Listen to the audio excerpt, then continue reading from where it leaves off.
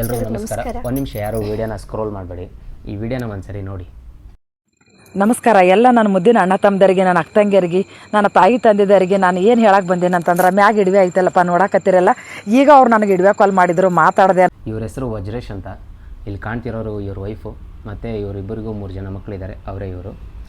ಇವ್ರಿಗೆ kidney failure ಆಗಿದೆ. ಇವ್ರ ಹೆಂಡ್ತಿನೇ ಇವ್ರಿಗೆ ಕಿಡ್ನಿನ ಡೊನೇಟ್ ಮಾಡ್ತಾ ಇದ್ದಾರೆ.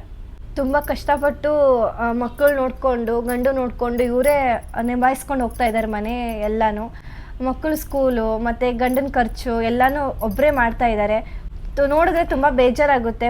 ನಮ್ಮ ಕೈಲಾದಷ್ಟು ನಾವು ಸಹಾಯ ಮಾಡ್ತೀವಿ, ಬಟ್ ನಾನೊಬ್ಬ ಮಾಡೋ ಸಹಾಯ ಅವ್ರ ಸಮಸ್ಯೆಗೆ ಪರಿಹಾರ ಸಿಗಲ್ಲ.